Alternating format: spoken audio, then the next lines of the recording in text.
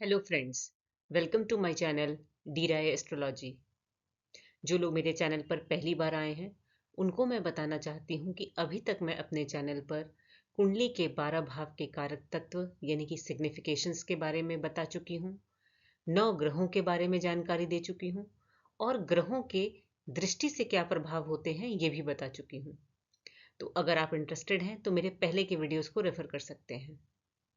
आज का हमारा टॉपिक है कि पहले भाव का स्वामी यानी कि लग्नेश जब दशम भाव में हो तो क्या प्रभाव होते हैं। फर्स्ट लॉर्ड इन 10th हाउस। तो जब भी हम किसी जातक की कुंडली देखें और ये दिखे कि प्रथम भाव का स्वामी यानी कि लग्नेश 10th हाउस में है तो इसका क्या अर्थ होता है। इसका मतलब है कि जो ग्रह आपके प्रथम भाव पर शासन करता है या नियंत्रण रखता है या स्वामित्व रखता है वो कुंडली के दशम भाव में बैठा है। अब क्या जिन जिन जातकों के कुंडली में फर्स्ट हाउस का लॉर्ड अगर 10th में बैठा है तो उन सभी को क्या एक जैसे प्रभाव मिलेंगे? नहीं, अलग अलग जातक को अलग अलग प्रभाव मिलेंगे, जो कि इस बात पर निर्भर करता है कि वह ग्रह कौन सा है, किस राशि में है, बली है या निर्बली स्थिति में है। ग्रह बली कब होता है? जब वह अपने अ, स्वग्रही हो या मूत्रकर्ण राशि में हो, उच्च राशि में हो या मित्र ग्रह के साथ हो या अशुभ या शुभ ग्रह की दृष्टि पड़ रही हो तो ग्रह बली हो जाता है। और निर्बली यानी कि वह शत्रु राशि में बैठा है, नीच राशि में बैठा है और शत्रु ग्रह के साथ बैठा है या किसी अशुभ ग्रह की दृष्टि पड़ रही है। यहां पर ग्रह की डिग्री भी बहुत इंपॉर्टेंट है, क्योंकि अगर ग्रह की जो डिग्री है वो बाल्यावस्था में है या मृत अवस्था में है तो ग्रह शुभ स्थिति में बैठने के बावजूद भी अच्छे परिणाम देने में असमर्थ हो जाता है। तो जब हम स्टडी कर रहे हैं कि फर्स्ट हाउस का लॉर्ड 10th में क्या प्रभाव देगा, इसके लिए ये जानना बहुत जरूरी है कि फर्स्ट हाउस के सिग्निफिकेशंस क्या हैं और 10th हाउस के सिग्निफिकेशंस क्या हैं। तो प्रथम भाव के कारक तत्व क्या हैं? प्रथम भाव यानी कि लग्न, यानी कि आप स्वयं, आपका शरीर, आपका व्यक्तित्व, आपका स्वभाव, चरित्र, आपके विचार, आपका स्वास्थ्य कैसा है, आपकी खुशी, प्रसिद्धि और जीवन के प्रारंभिक समय को भी प्रथम भाव दर्शाता है। अब 10th हाउस क्या है? 10th हाउस को हम जानते हैं अपने करियर और प्रोफेशन से। तो 10th हाउस दर्शाता है कि हमारा कर्म भाव, इसलिए 10th हाउस को जानते हैं हम अपने करियर से, प्रोफेशन से, यानी कि जीवन वृत्ति का साधन, कि हम ऐसा क्या करते हैं जिससे कि हम, ऐसा कौन सा कर्म करते हैं जिससे कि हम धन कमा सकें। 10th हाउस दिखाता है रिलेशंस, कोलीग के साथ, गवर्नमेंट के साथ, आपके हायर सीनियर अथॉरिटी के साथ। और 10th हाउस आपका सोशल स्टेटस दिखाता है, आपका नेम फेम दिखाता है और सरकार से जुड़कर कोई प्रोफेशन या सरकार से कोई फायदा, ये भी 10वां भाव दिखाता है। अगर रिलेशन की बात करें तो मदर इन लॉ को हम 10th हाउस से देखते हैं। अब अगर कुंडली में लग्नेश दशम भाव में हो और अगर शुभ स्थिति में हो तो उसके क्या परिणाम होते हैं। देखिए, ऐसे जातक का जो ध्यान है वो हमेशा कर्म करने में रहता है, मतलब इनका ध्यान हमेशा अपने प्रोफेशन में, करियर में, अपने काम में लगा रहता है। और ऐसे लोग हमेशा ये सोचते हैं कि समाज में उनकी जो स्थिति है, सोशल स्टेटस है या प्रसिद्धि है, वो ऐसा क्या करें जिससे कि वो बेहतर हो। ऐसे जातक को सरकार से फायदा हो सकता है या कोई सरकारी नौकरी भी मिल सकती है। जब लग्नेश दशम भाव में हो तो ऐसे लोग ऑर्गेनाइजेशन में कोई हायर पोस्ट पर होते हैं, उच्च स्तर पर होते हैं। किसी ऑर्गेनाइजेशन में वो मैनेजर, सीईओ या किसी अथॉरिटी पोजीशन पर होते हैं, जहां जहां वह अपनी अथॉरिटी दिखा सके और लोग उनको सुनते भी हैं। 10th हाउस विदेश यात्रा भी दिखाता है, और 10th हाउस कपड़े यानी कि क्लोथिंग के बिजनेस को भी दर्शाता है। तो जब लग्नेश और दशम भाव का जब संबंध होता है तो ऐसे लोग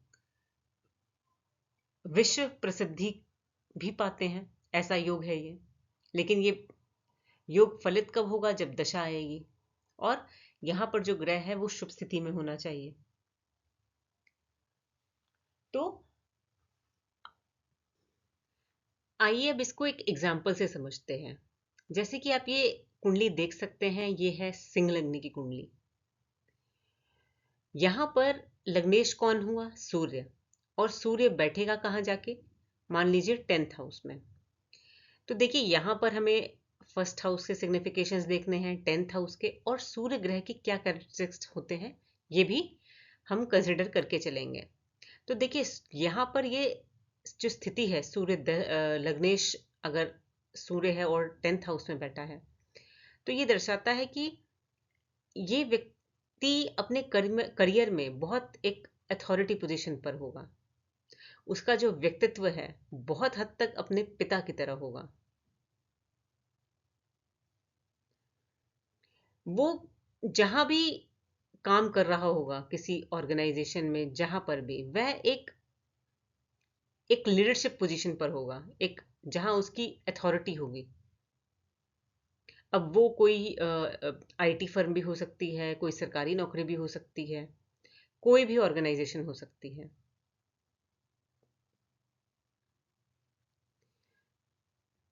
सूर्य की जो ये स्थिति है, ये जातक को प्रसिद्धि दिलाती है, उसे धन संपत्ति की कमी नहीं रहती, वह अच्छी शिक्षा प्राप्त करता है, और समाज में उसकी एक रेपुटेशन होती है।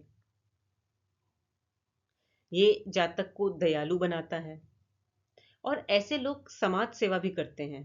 यानी कि जैसे कि आज की डेट में हम देखें तो जैसे सोसाइटी में काम करना, सोसाइटी के लिए कुछ करना, जैसे कि मंदिर बनवाना या कोई और एक्टिविटी कराना सोसाइटी के लिए। और ऐसे लोगों की सरकारी नौकरी भी हो सकती है। ऐसे लोगों का स्वास्थ्य भी अच्छा रहता है, लेकिन सूर्य की दशा आने पर कुछ छोटे मोटे प्रॉब्लम्स हो सकती हैं, जैसे कि नीज रिलेटेड प्रॉब्लम हो या जॉइंट्स रिलेटेड या बोन्स रिलेटेड। वो डिपेंड करेगा कि यहाँ पर सूर्य अच्छी स्थिति में है, या अगर वो मेलेफिक भी है तो उसकी इंटेंसिटी चेक करनी पड़ेगी कि क्या सूर्य के साथ किसी और अशुभ ग्रह की युति है या दृष्टि है। तो इस तरह से आप भी अपनी कुंडली में चेक कर सकते हैं। तो आइए एक और एग्जाम्पल स्टडी करते हैं। यह है कन्या लग्न की कुंडली। तो लग्नेश कौन हुए? बुध ग्रह। और वो बैठे कहाँ जाके? दशम भाव में, और अपनी ही राशि में। तो देखिए बुध कारक है बुद्धि का। तो ऐसे जो व्यक्ति हैं बहुत इंटेलिजेंट होते हैं, हंसमुख होते हैं, और इनके अंदर एक क्योंकि बुध एक व्यवसायिक प्लैनेट है, तो ऐसे लोग हमेशा बिजनेस करने के बारे में सोचते हैं। अब बुध जो है वो कम्युनिकेशन का भी कारक है। तो ऐसे लोगों का जो प्रोफेशन है वो किसी संचार यानी कि कम्युनिकेशन से जुड़कर हो सकता है। ऐसे लोग सरकार से जुड़कर भी कोई वक्ता हो सकते हैं, या मीडिया से जुड़कर, या आज के टाइम में देखें तो यूट्यूबर हो सकते हैं, व्लॉगर हो सकते हैं। ये स्थिति भी व्यक्ति को बहुत प्रसिद्ध बनाती है। ऐसे लोग का जो बातचीत करने का जो तरीका होता है वो इतना अच्छा होता है कि लोग इनको सुनते हैं, लोगों को इनसे मिलकर खुशी होती है। अब जैसे मैंने कहा कि बुध जो है वो एक व्यवसायिक प्लैनेट है, तो बिजनेस में तो इनका इंटरेस्ट होता ही है, लेकिन बुध एक ज्योतिषी का भी कारक है। तो ऐसे लोगों का जो प्रोफेशन है वो एस्ट्रोलॉजर भी हो सकते हैं। तो क्योंकि लग्नेश दशम भाव में है, तो ये एक राजयोग की स्थिति है। तो इन लोगों को धन धान्य की, मान सम्मान की, जीवन में कोई कमी नहीं होती, और दशा आने पर इनको अपने काम में अच्छी प्रसिद्धि मिलती है। तो इस तरीके से आप भी अपनी कुंडली में चेक कर सकते हैं कि आपका लग्नेश कौन सा ग्रह है, और अगर वो 10th हाउस में है तो आप चेक करिए कि अ, उस ग्रह की क्या प्रॉपर्टीज हैं, और ग्रह जो है वो किस स्थिति में है, बली होकर बैठा है या निर्बली होकर। तो आप भी इस तरीके से प्रिडिक्शन कर सकते हैं। मैं अपने अगले वीडियो में कवर करूंगी कि जब पहले भाव का स्वामी 11वें हाउस में हो तो क्या प्रभाव होते हैं। तो आज के लिए इतना ही। अगर आपको मेरा वीडियो अच्छा लगा हो तो इसे आप लाइक करें, शेयर करें और सब्सक्राइब भी करें, ताकि जब भी मैं कोई नया वीडियो डालूं तो आपके पास ऑटोमेटिक अपडेट आ जाए। आज के लिए इतना ही। Thank you.